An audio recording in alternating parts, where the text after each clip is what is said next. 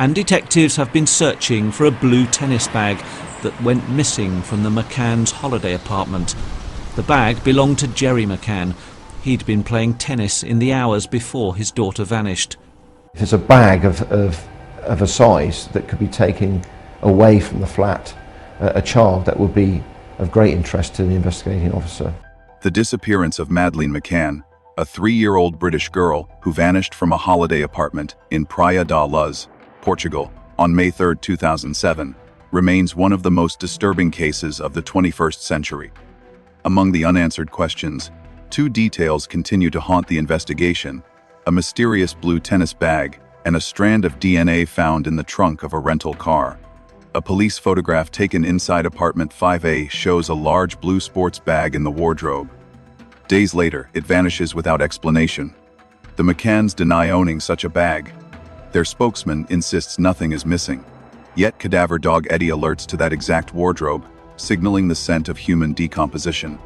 Weeks later, DNA partially matching Madeleine's is found in the car her parents rented, 25 days after she disappeared. Not conclusive, but not irrelevant. If no one owned the bag, why was it there? If it held nothing, why did it vanish? If the car had no body, why the scent of death? This isn't about wild theories. It's about forensic traces left behind. The truth may be buried under silence, but evidence whispers louder than words. And it all begins inside apartment 5A.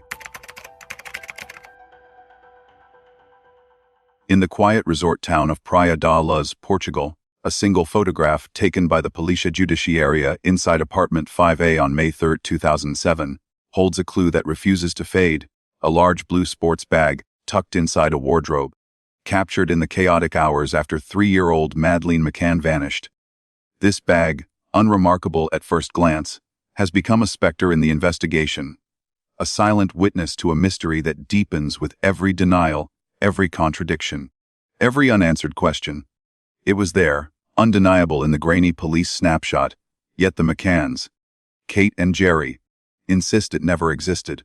Their spokesman doubles down, claiming nothing went missing. But the bag's presence, its sudden absence, and the chilling alert of a cadaver dog at that very wardrobe weave a thread of doubt that cannot be untangled. What was this bag? Who did it belong to? And why, after being immortalized in evidence, did it vanish into the night? The photograph, taken in the immediate aftermath of Madeleine's disappearance, shows a blue hold, all large enough to carry sports gear. Tennis rackets, perhaps, or something far darker. Its placement in the wardrobe of apartment 5A, where the McCanns stayed, is a fact etched in police records. Yet when pressed, Jerry McCann denied owning such a bag. Kate echoed his stance. Their spokesman, Clarence Mitchell, delivered a statement in 2007 that cut through speculation like a blade. As far as Kate and Jerry are concerned, there is no missing tennis bag. They came back from holiday with everything except, of course, tragically, Madeleine. The words are firm, almost defiant, but they clash with the physical reality of the photograph. If the bag wasn't theirs, whose was it? If it was in their apartment, why disavow it? And if it was never missing, as Mitchell claims, why is it no longer there? The bag story grows murkier with the testimony of David Payne, a member of the Tapas 7, the group of friends dining with the McCanns at the Ocean Club's Tapas bar when Madeleine disappeared. In a police interview, Payne was asked about sports bags owned by Jerry. His response was peculiar, almost evasive. Jerry had a bag for sports, he said, but nothing of that size that you could hide a tennis racket in, or anything like that. A rucksack, perhaps, not a hold-all. But the bag in the PJ's photograph contradicts this. It's capacious, large enough for rackets or, as investigators later speculated, a child's body. Payne's description minimizes the bag's significance, shrinking it to something innocuous, but the image tells a different story. Why the discrepancy? Was Payne mistaken, or was he deliberately deflecting attention from a bag that could hold secrets? The plot thickens with the arrival of 2 British sniffer dogs in August 2007. Eddie, trained to detect cadaverin, the chemical byproduct of human decomposition, alerted in apartment 5A with unnerving precision, behind a sofa and, crucially, in the wardrobe where the blue bag had been photographed. Keela, a blood detection dog, signaled traces of blood in the apartment, though her alerts required physical evidence to gain weight. Eddie's reaction in the wardrobe, however, was a gut punch. The scent of death lingered on the wooden shelves, where the bag had rested just weeks earlier. Could the bag have carried Madeleine's body, leaving traces of cadaverine on the wood? Or was the scent from something else?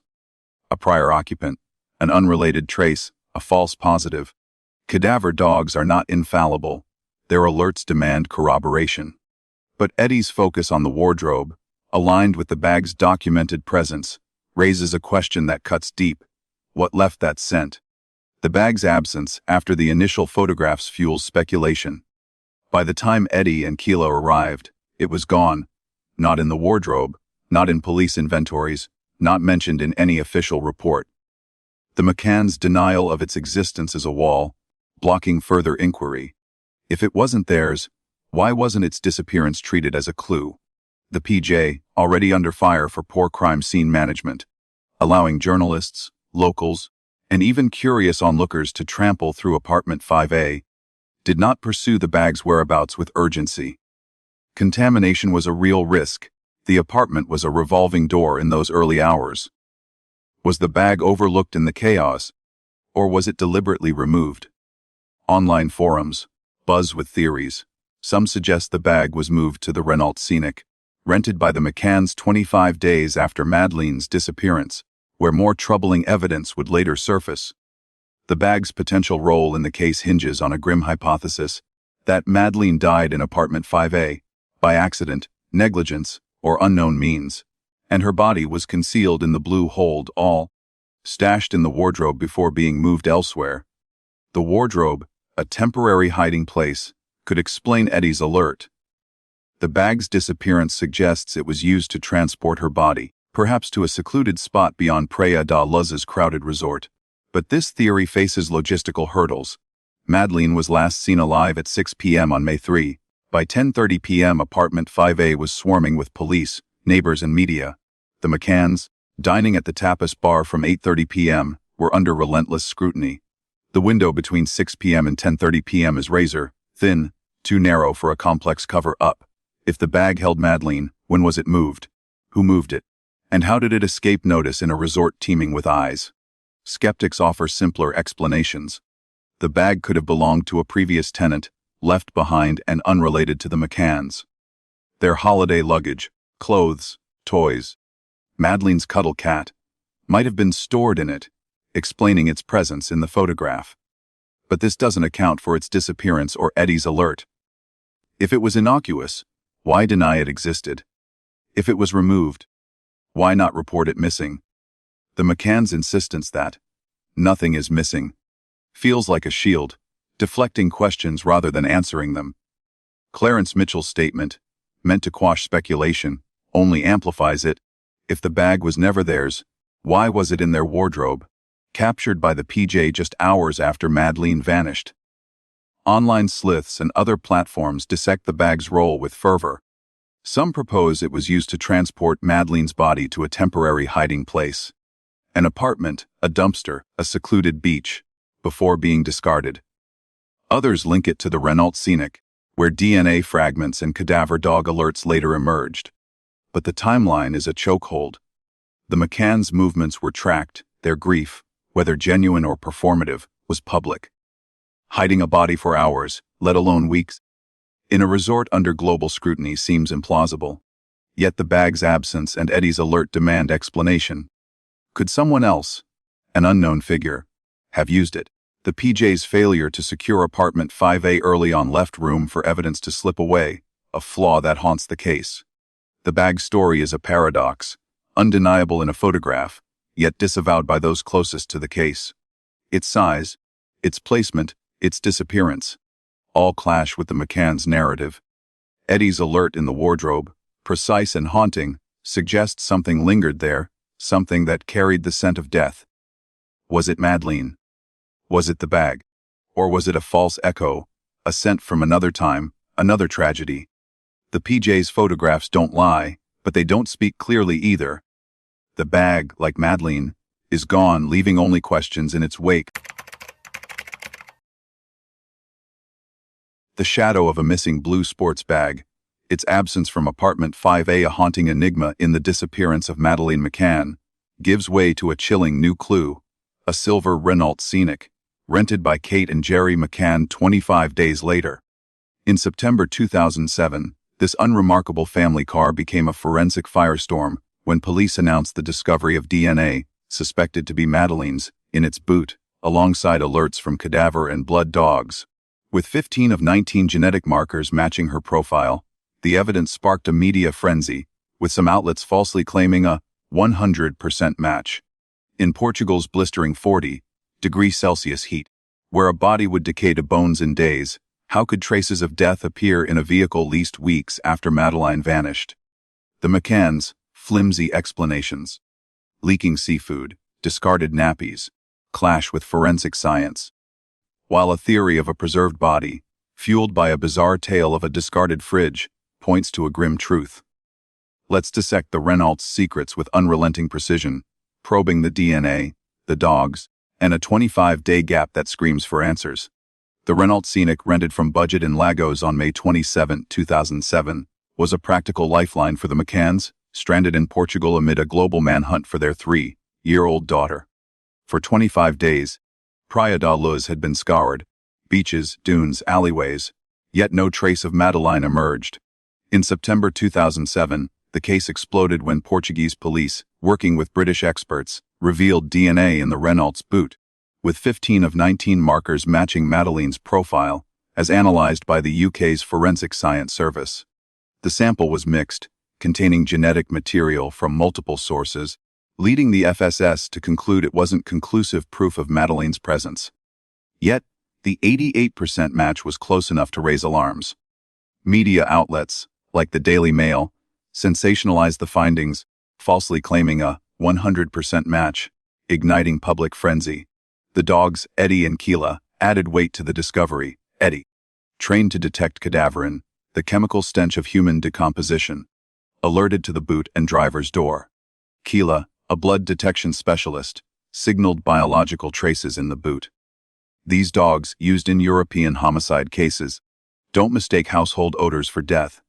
In Portugal's May heat, a body would be skeletal by late May, leaking fluids and reeking.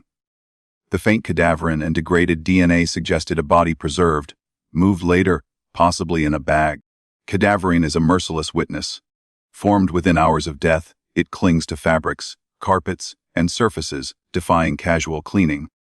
Its presence in the Renault's boot, 25 days after Madeleine's disappearance, demands a controlled environment.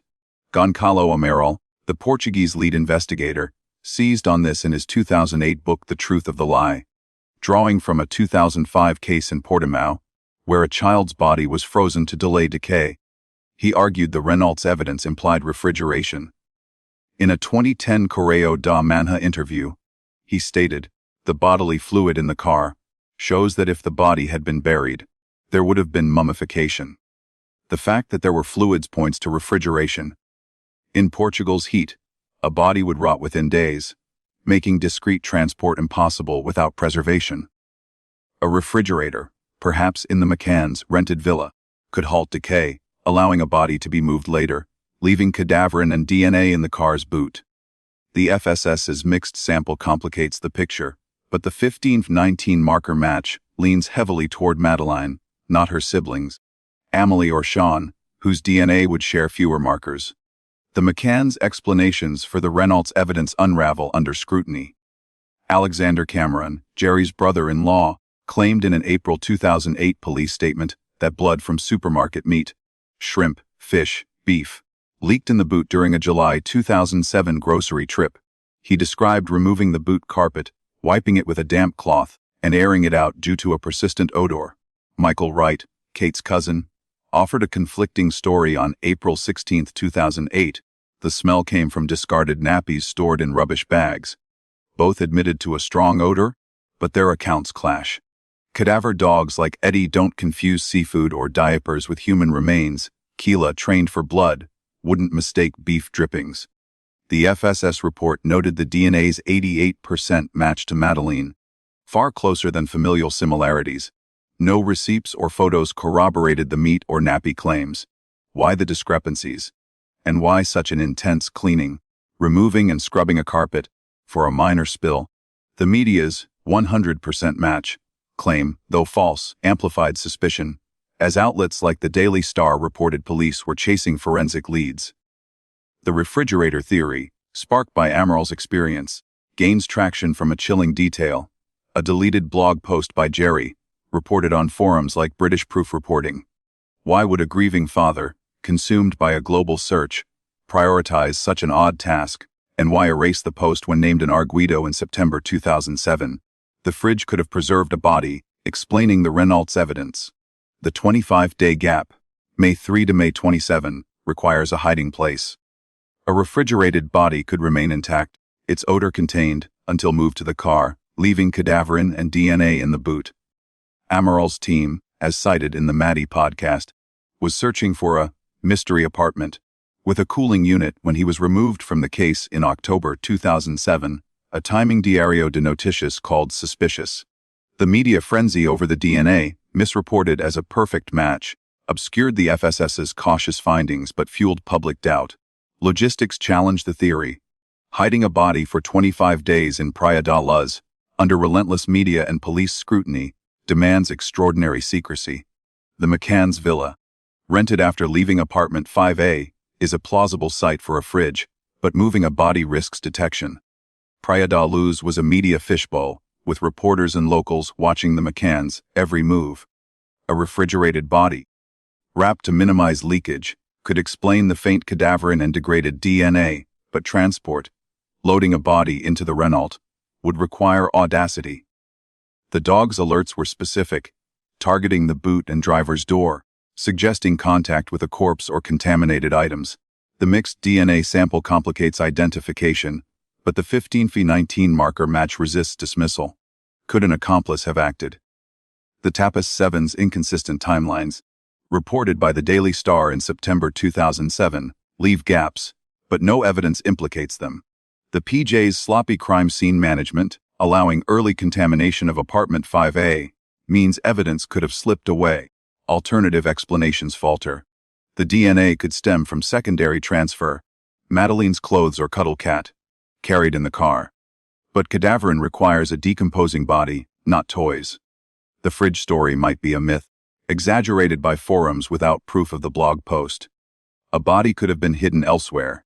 A dumpster, a beach, without refrigeration, but the dog's alerts and DNA's specificity resist dismissal. The McCann's behavior, refusing 48 police questions in 2007, controlling the narrative through PR, fuels suspicion. The media's 100% match narrative, though inaccurate, amplified the Renault's significance. The car's evidence, cadaverine, blood DA, stands as a haunting tride, whispering of a truth too cold to bury in the heat of Praia da Luz. Many questions arose, with hypotheses swirling around this evidence. The DNA, cadaverine, and blood traces in the Renault Scenic. The blue sports bag, a ghostly object that vanished from apartment 5EA, anchors a macabre theory. Madeleine died in the apartment, her body placed in the bag, hidden in a wardrobe, stored in a refrigerator, and finally moved to the Renault's boot, leaving forensic traces that refused to fade.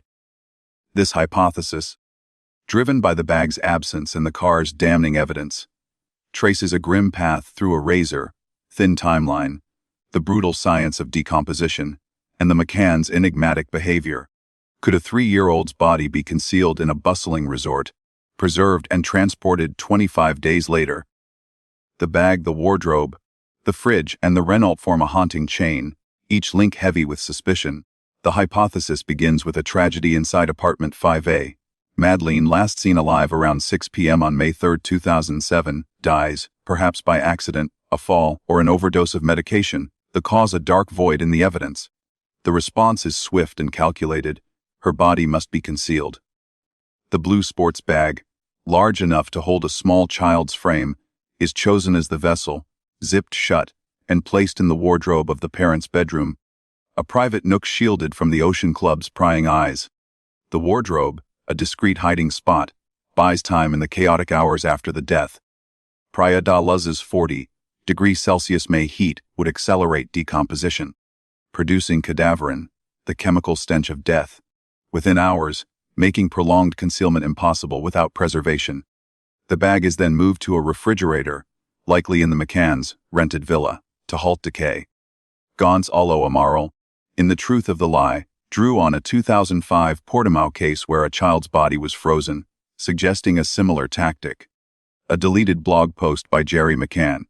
Finally, the bag containing the body is placed in the Renault Scenics boot, rented on May 27, leaving DNA with a 1519 marker match to Madeleine, alongside cadaverine and blood traces detected by dogs Eddie and Keela in September 2007. The timeline is a merciless constraint. Kate raised the alarm at 10 p.m. on May 3, 2007, and by 10:30 p.m., apartment 5A was swarming with police, staff, and media. This leaves a narrow window, 6 p.m. to 8:30 p.m., when the McCanns were at the Tapas bar with the Tapas 7, for the initial concealment. Placing a body in a bag and stashing it in the wardrobe requires speed and nerve, a task feasible in the parents' bedroom, less likely to be searched immediately.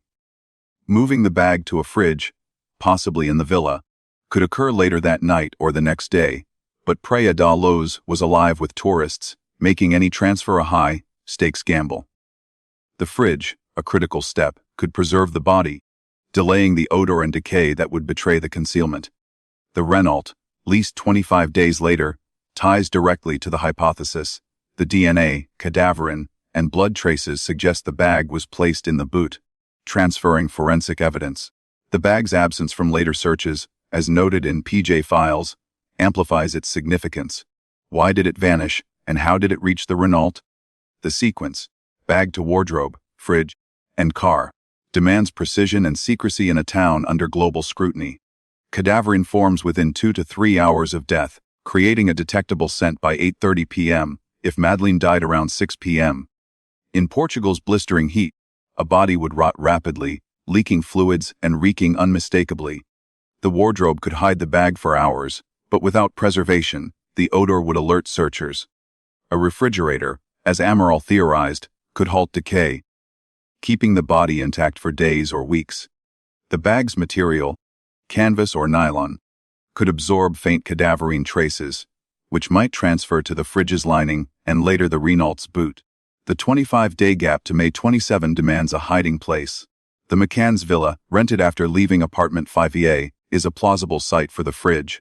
The Renault's evidence, DNA with an 88% match to Madeleine, as reported by the FSS, alongside cadaverine and blood, points to the bag as the vessel moved through this chain. Amaral's team, as cited in the Maddie podcast, believed the bag linked the apartment to the Renault, with the wardrobe and fridge as critical steps. The deleted blog post about the fridge, unverified but persistent, suggests an attempt to erase a damning clue. The McCann's behavior fuels suspicion. Their refusal to answer 48 police questions in 2007, as documented by the Daily Star, and their tightly controlled PR campaign suggest narrative management. Kate's composed demeanor during the alarm, as noted in PJ files, contrasts with typical parental panic. Jerry's alleged blog post, erased when he was named an arguido in September 2007, raises questions. Why delete a detail about a fridge unless it held significance? The bag's absence from later inventories is a glaring anomaly, its disappearance unexplained. The Renault's forensic evidence, DNA, cadaverine, blood, ties directly to the bag hypothesis. The sequence, bag to wardrobe, fridge, and Renault, requires audacity, hiding a body in a wardrobe, transferring it to a fridge, and moving it to the car's boot under Praia da Luz's watchful eyes. The dog's precision, targeting the boot and driver's door, suggests contact with a corpse, not household items. The wardrobe in apartment 5A could conceal the bag briefly, but moving it to a fridge in the villa risks detection in a town buzzing with activity. The fridge, possibly in the villa, could preserve the body, but transferring it to the Renault's boot, likely at night. Praia da Luz was a media fishbowl, with reporters and locals watching closely. The mixed DNA sample complicates identification. but the 15-19 marker match resists dismissal. Could an accomplice have acted? The Tapas 7's inconsistent timelines, reported in September 2007, leave gaps, but no evidence implicates them. The PJ's sloppy crime scene management, allowing early contamination of apartment 5DA, means evidence could have slipped away, yet the Renault's traces endure. Alternative explanations crumble under scrutiny. The DNA in the Renault could stem from secondary transfer, Madeleine's clothes or cuddle cat. But cadaverine requires a decomposing body, not toys. A body could have been hidden elsewhere, a dumpster, a beach.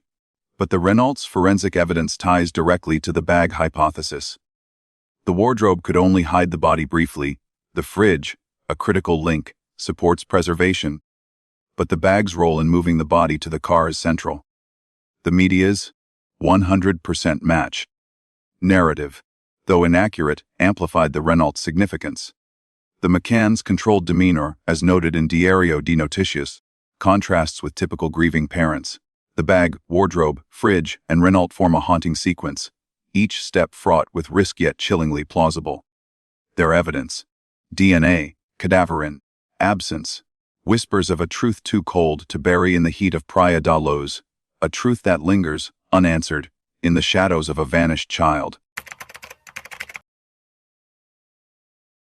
Among the many disturbing details surrounding the disappearance of Madeleine McCann, there are moments that, while seemingly peripheral, cast long shadows over the case. One such detail is the McCann's dinner with Sir Clement Freud, a well-known public figure in the UK who was posthumously accused of inappropriate behavior toward minors. The dinner took place at Freud's villa in Praia da Luz, not far from where Madeleine had vanished just weeks prior. What unsettled many observers was not only the timing of this social engagement, but also the reported tone.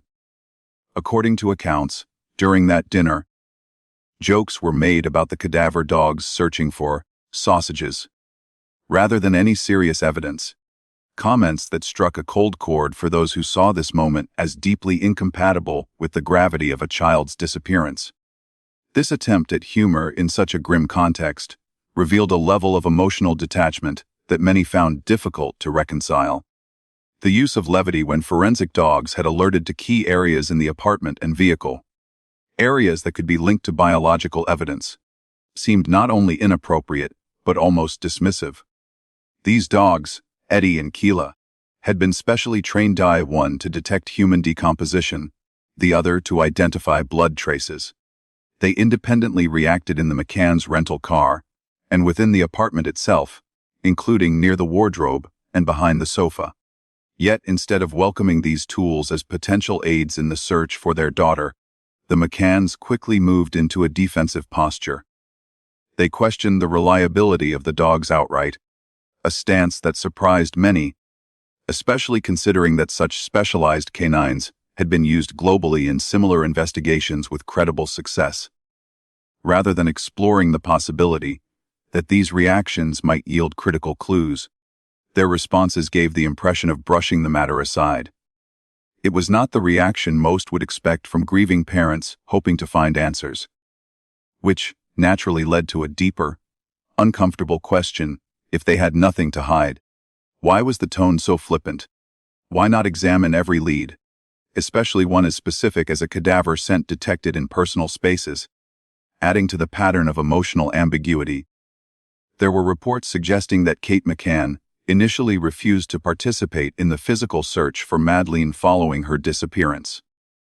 While Jerry McCann claimed he did search, members of the group known as the Tapas 7, their dining companions that evening, could not corroborate his presence during those critical first moments. For a parent to remain passive in the face of a missing child defied normal behavioral expectations, and while grief manifests differently in everyone, the apparent absence of immediate and visible desperation raised suspicions. To those following the case closely, it felt as though something fundamental was missing. Not just a child, but the raw, unmistakable urgency that typically follows such a loss. Even more perplexing was the McCann's decision to distribute missing person flyers in Huelva, a small town in Spain, roughly 190 kilometers away from Praia da Luz, with no clear or stated connection to Madeleine's disappearance. The effort in itself was not questioned. Any attempt to raise awareness was, on the surface, commendable. But the location prompted eyebrows to raise. Why Huelva? No leads pointed there. No sightings were reported from the area. It lay across the border, in a location difficult to justify without an underlying reason. In the absence of a clear explanation, some began to wonder whether the trip had another, undisclosed purpose. Was it a strategic diversion, a symbolic gesture, or something more? Perhaps one of the most startling elements in the case was the photo archive provided to the police. The McCanns submitted 74 photographs documenting their holiday, which investigators hoped would help reconstruct a timeline, verify locations, and identify all individuals present during critical time frames. Shockingly, 71 out of these 74 photos had been altered, either heavily cropped or blacked out entirely. This level of image manipulation rendered the majority of the collection unusable for investigative purposes. It raised an immediate red flag. What was being hidden? Was someone's presence being obscured? Were particular moments or objects, like the now infamous blue sports bag, being cut out of the frame? In criminal investigations, photographs are not just mementos, they are evidence. Every background detail, shadow, or timestamp can provide crucial context. The deliberate editing of such a high volume of photos significantly hindered the investigation and fueled speculation that the McCanns were actively managing not only public perception, but also the flow of information available to authorities. If there was a logical explanation for these redactions, it was never made public. Each of these incidents, on its own, might not constitute proof of wrongdoing. But layered together, they form a troubling picture. The choice of social engagements, the dismissive tone regarding key forensic tools, the inconsistencies in behavior immediately following the disappearance, and the strategic communications approach all signal a pattern that many found hard to ignore. While no single detail confirms complicity, each piece of this mosaic reveals gaps, contradictions, and behaviors that challenge the assumption of innocence, not in a legal sense, perhaps, but in a psychological and perceptual one. To the public and independent observers, these small details are not just background noise. They are the fibers of doubt that refuse to go away, long after the headlines have faded. In cases as emotionally and morally complex as this, the truth is often not hidden in a grand conspiracy, but in the overlooked gestures, in the throwaway comments, and in the photos that never made it to the light. In any criminal investigation, consistency and clarity in records and testimonies are essential for establishing a reliable timeline. Yet in the case of Madeleine McCann, one of the most crucial aspects, the morning of her disappearance, remains shrouded in uncertainty, contradictions, and suspicions of manipulated documentation. One of the most persistent anomalies revolves around the Fabricated records from the Ocean Club's child care facility. These records are expected to provide an objective account of Madeleine's attendance and activities, particularly on the morning of May 3, 2007. However, significant doubt has been cast on their authenticity. Independent investigators and analysts have questioned whether the Fabricated records were altered or fabricated after the fact. Their suspicions are rooted in missing timestamps, inconsistent handwriting, and the absence of multiple corroborating signatures. Even more troubling is the specific activity allegedly scheduled for Madeleine that morning: a sailing session organized by the resort. According to various narratives, Madeleine was supposed to have participated in this activity with other children. Yet there exists no official documentation from the sailing instructors or operators confirming her presence that day. None of the instructors reported seeing her. The only person who claimed to have seen Madeleine during the morning hours of May 3rd was a single nanny. No other employee or adult guest could verify her whereabouts between breakfast and lunchtime. In the world of forensic timelines, this gap is not a minor detail, it's a chasm. If Madeleine was not seen by multiple staff members, and if the only evidence of her attendance is a questionable Fabricated record and a single recollection, then the entire assumption that she was alive throughout the day of May 3 is thrown into doubt. Could she have disappeared earlier than reported? Could the narrative of the evening, check-ins, between 8:30 p.m. and 10 p.m., so central to the abduction theory, have been constructed to fit a timeline that no longer holds under scrutiny? This question becomes more urgent when paired with the fact that several individuals close to the McCanns and part of the Tapas 7 group seem to have inconsistent or evolving memories of that day. Most notably, Jane Tanner. Tanner originally told investigators she had seen a man carrying a small child in his arms near the McCann's apartment at approximately 9:15 p.m. This figure, dubbed Tanner Man, quickly became a central point in the abduction theory. Early on, she indicated the man resembled Robert Murat, a local British-Portuguese man who had offered to assist police and was later declared a formal suspect, only to be cleared of all involvement. However, Tanner's identification shifted when another witness, Martin Smith, came forward to say that the man he had seen around 10 p.m. carrying a child was not Murat. This contradiction appeared to impact Tanner's confidence, prompting her to revise her initial statement. She later clarified that she could no longer be certain the person she saw was Murat. This sudden change in testimony significantly weakened the credibility of her account. Moreover, David Payne also became a subject of concern. In a police statement submitted by Duchess Katharina and Aurel Gaspar, two friends who vacationed with the group in a previous year, Payne was described as having made inappropriate remarks about children. Though the nature of these comments raised serious red flags, the statement was not passed to Portuguese authorities until 5 months after it was made. By that time, lead investigator Amaral had been removed from the case. The delay led to accusations that British police had withheld potentially significant information, which might have affected the direction and urgency of the investigation. These inconsistencies, conflicting testimonies, and suppressed leads have led some observers to suspect that the official timeline of May 3 may have been constructed, or at least edited, to support the theory of a nighttime abduction. The original story put forward by the McCanns and their dinner companions centered around a schedule of timed checks on the children left alone in their respective apartments. These checks, allegedly occurring at regular intervals between 8:30 p.m. and 10 p.m., were said to confirm that Madeleine was safe in bed until Kate McCann discovered her missing around 10 p.m. But if no one had verifiably seen Madeleine since the morning, and if the Creque records are unreliable, then the premise that she disappeared sometime after 9 p.m. becomes increasingly difficult to accept. The possibility emerges that Madeleine may have died earlier in the day, or even the day before, and that the evening narrative served to place her as alive until the moment of the alleged abduction.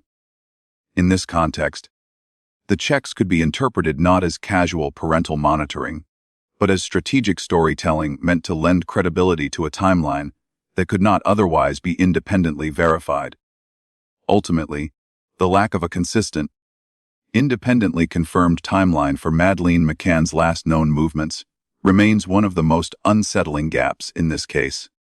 When a single morning cannot be accounted for, and when critical witness testimony shifts or is delayed, it leaves investigators and the public with no solid ground on which to build trust.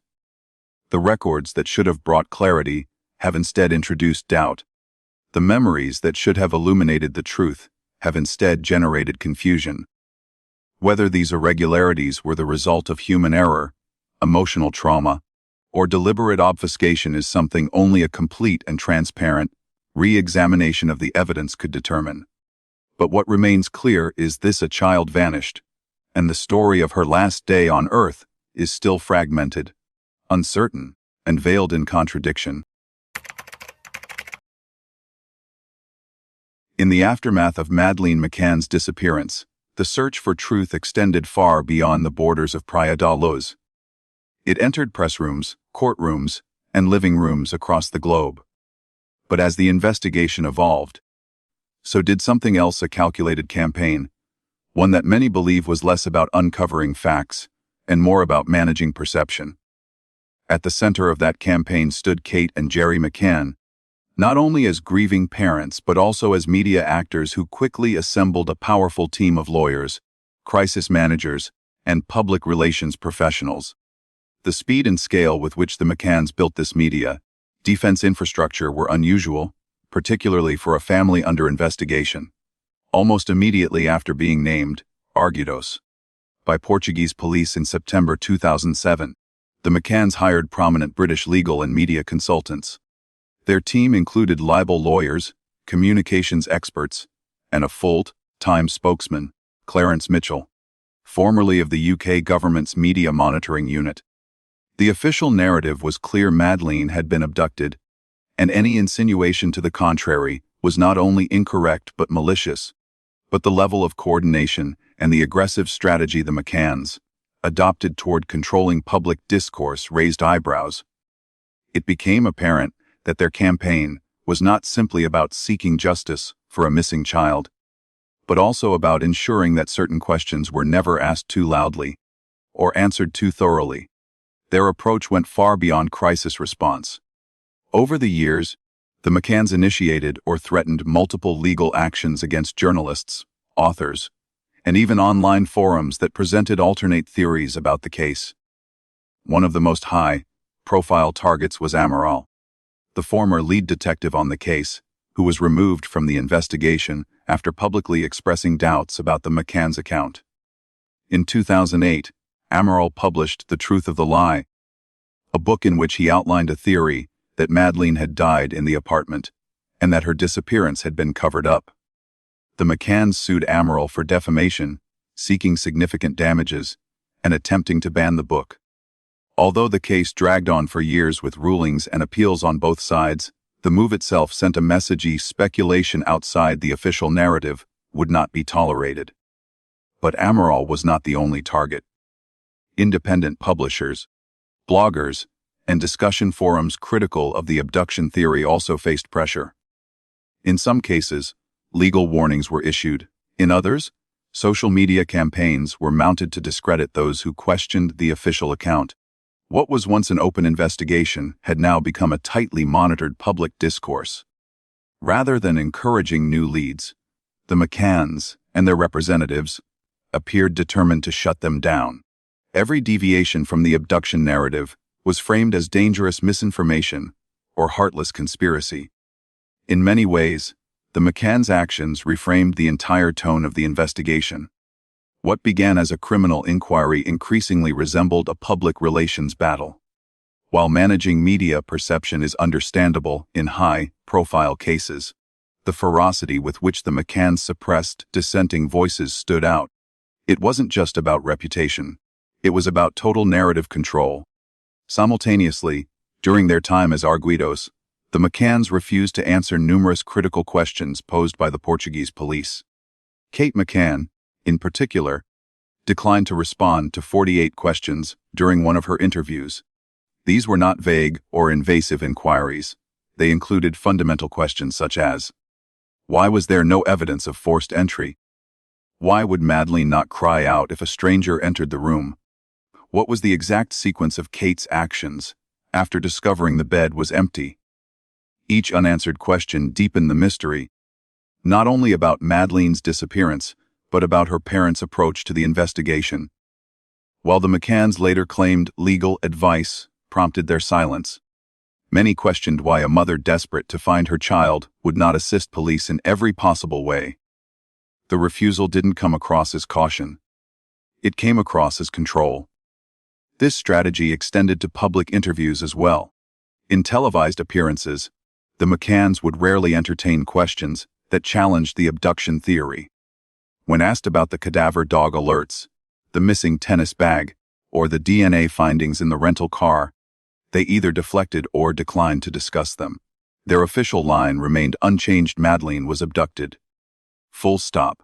Any other possibility, even those supported by forensic indicators, was brushed aside as offensive, harmful, or irrelevant.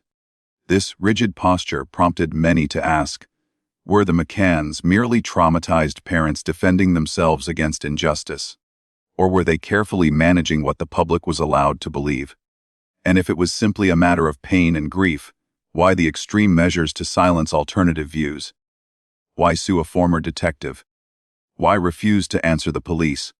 Why invest in a media machine designed not just to share Madeleine's story, but to suppress other stories? The reaction to this behavior was split. Some viewed the McCanns as victims twice over, once by the disappearance of their daughter, and again by an overzealous media eager to find scapegoats. Others, however, saw their conduct as a form of damage control, executed with a precision that suggested the narrative was being molded to fit a predetermined version of events. Legal counsel, public relations, and media strategy are not inherently suspicious. But when those tools are wielded to suppress inquiry rather than encourage truth, they become something else entirely: mechanisms of obfuscation. This doesn't necessarily imply guilt, but it does complicate the presumption of innocence with questions about motive, intent, and transparency. Perhaps most troubling of all is the contrast between the McCanns' external efforts to silence critics and their internal unwillingness to explore every possibility, no matter how painful. In the search for their daughter, in most missing child cases, families exhaust every resource, welcome every question, and pursue every possibility, however remote. The McCanns, by contrast, constructed firm boundaries around what was acceptable to say, think, or investigate. Forensic psychologists often note that innocent people, particularly innocent parents, tend to overshare, over-explain, and cooperate fully with investigators. Their behaviors reflect desperation, grief, and a yearning for closure. By contrast, those who are protecting themselves or others may exhibit defensiveness, restricted communication, and message management. While such patterns are not proof of wrongdoing, they are markers worth noting. The McCanns' response to their daughter's disappearance, viewed through this lens, appears increasingly orchestrated. They did not simply grieve in private or plea for public help. They engineered a communication strategy, pursued litigation, and preemptively neutralized voices that might complicate their version of events. Even their official website and public campaigns adhered to tightly managed scripts, offering images and statements that reinforced a singular theory while omitting elements that raised doubt. And so, the question lingers, was this all just self-preservation in the face of global scrutiny, or was it a form of narrative protection designed to mask uncomfortable truths? The truth is, we may never know. What remains, however, is the impression that in a case defined by what is missing, one child, one tennis bag, one clean timeline, there is also a missing openness. A gap not only in the evidence but in the willingness to confront all of it.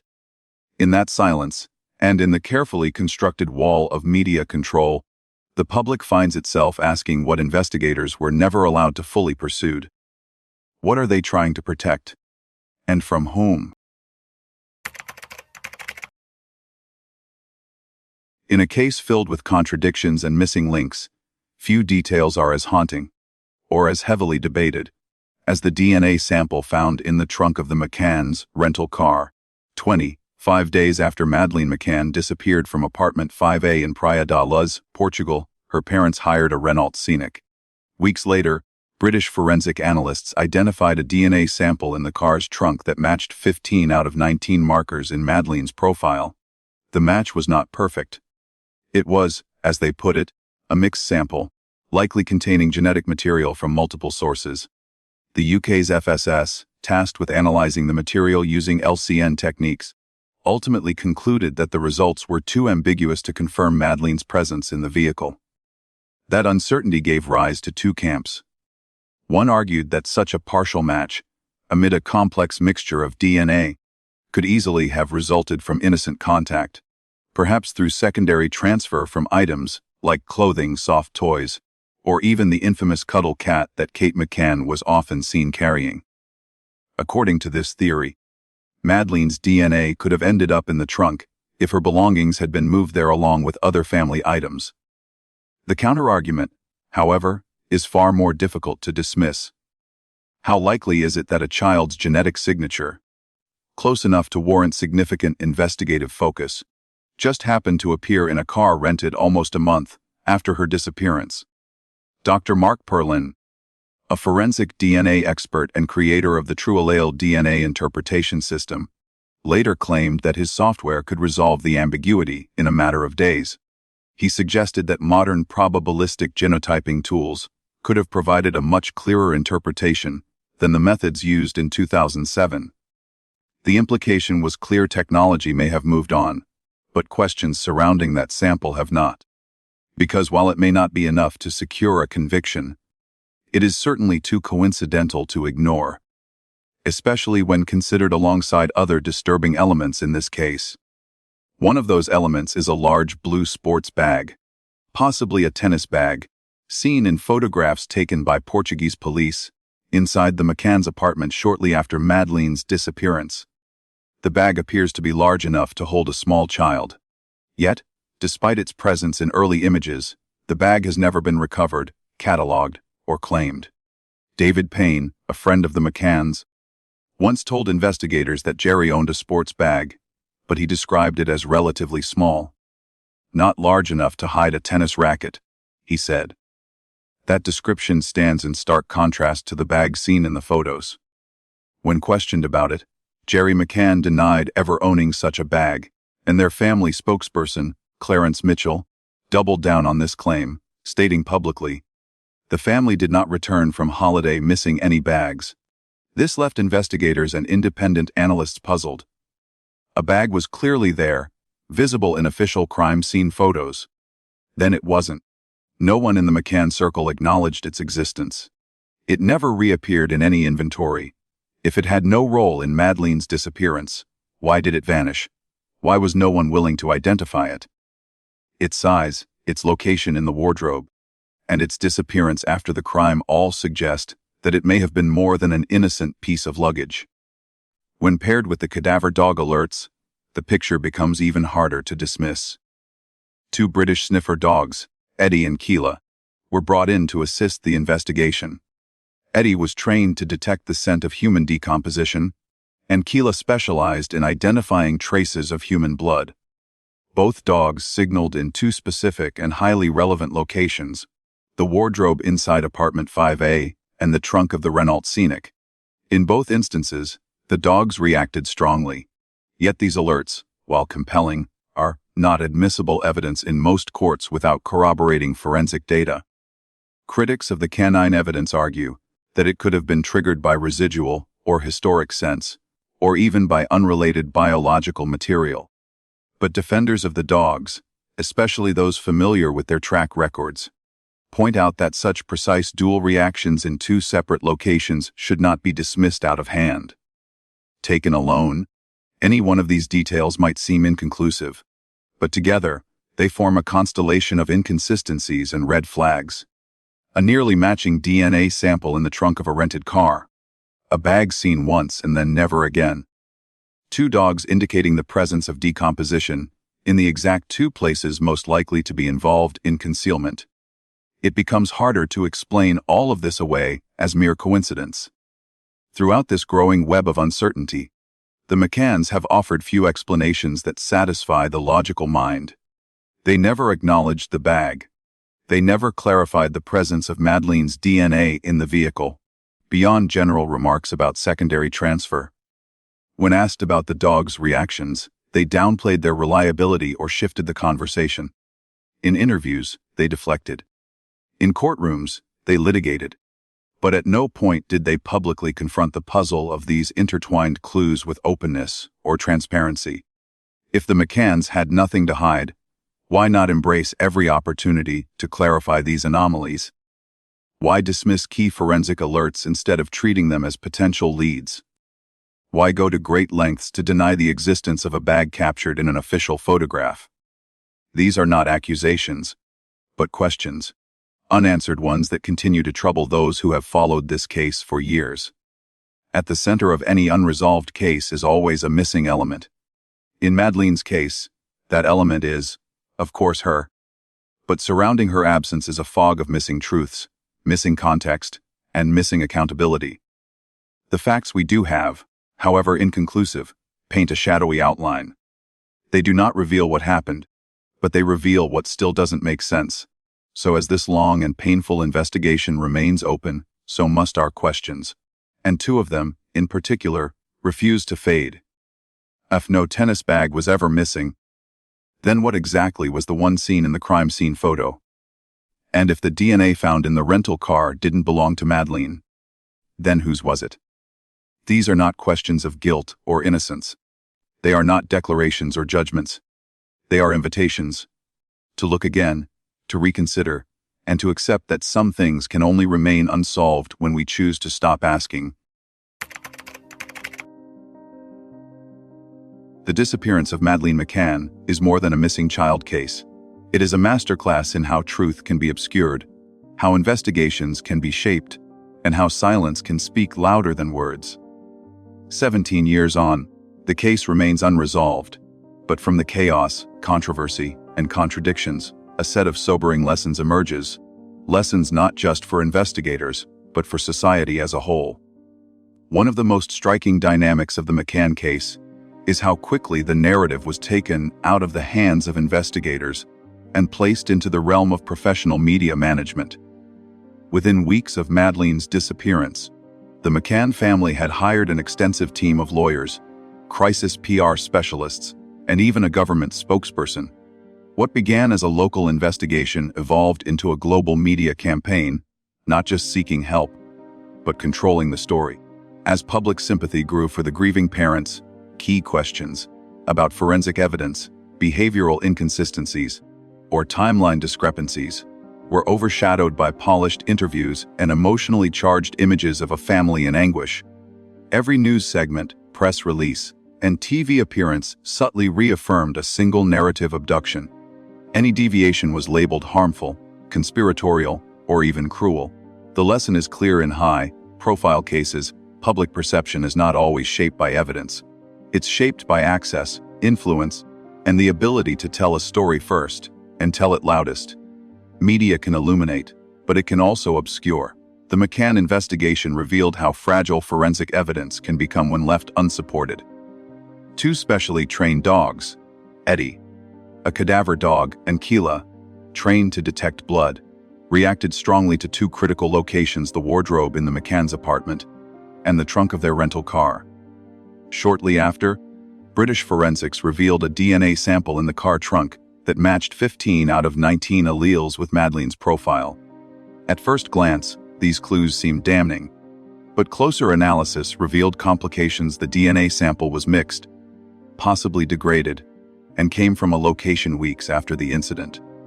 The dog's alerts, while highly trained, are not admissible in court without corroboration. No one claimed ownership of the bag suspected of being used to move a body. No one explained why decomposition scents were found. Lesson 2: a single piece of forensic evidence is not enough. Without a clear timeline, consistent testimonies, and behavioral alignment, even powerful clues remain just that, clues. When every surrounding element is dismissed or left unexplained, doubt takes root and truth becomes unreachable. Kate and Jerry McCann repeatedly declined to answer critical police questions during their time as formal suspects. Kate refused to answer 48 direct inquiries, ranging from her actions the night Madeleine disappeared to the reasons why there were no signs of forced entry. They avoided interviews that included tough questions, often deflecting or refusing to address contradictions. In court, they pursued legal actions against those who questioned them. While everyone has the right to remain silent, especially under legal advisement, their refusal to engage created more questions than answers. For many observers and independent investigators, their consistent avoidance didn't feel like protection of rights. It felt like a strategy to avoid uncomfortable truths. The lesson is not that silence equals guilt, but it does teach us that in the court of public perception, the way someone responds to pressure can be as telling as what they say. Silence, especially when paired with media control, invites doubt. The McCanns and their friends, the top of 7, constructed a timeline based on routine check-ins at the apartment between 8:30 and 10 p.m. on the night Madeleine vanished. But as the investigation deepened, inconsistencies surfaced. Crotch records were possibly altered. Only one nanny could confirm seeing Madeleine that morning. Statements about who checked the children, when, and in what order, often conflicted. the timeline, rather than anchoring the investigation, became another source of confusion. And when key elements of a timeline depend solely on the people closest to the victim, with no independent verification, it opens the door to doubt. Lesson 4. Time is not truth. A timeline is only as reliable as the evidence that supports it. In investigations, beware of sequences that appear too neat, too rehearsed, or too convenient for a single explanation. To this day, no one has confessed. No body has been found. No charges have stuck. And yet, the questions remain as sharp as ever. What happened to the blue bag seen in the wardrobe? Why was Madeleine's DNA found in the trunk of a car rented weeks after her disappearance? Why did the cadaver dog alert in 2 distinct locations linked to the McCanns? Why has no clear answer been given to any of these? The truth may never come in the form of a signed confession, but it does not have to. Sometimes, it emerges from the accumulation of inconsistencies, the weight of silence, and the stories that don't quite add up. The final lesson is this: justice does not always come from confession. It comes from the courage to confront what others choose not to explain.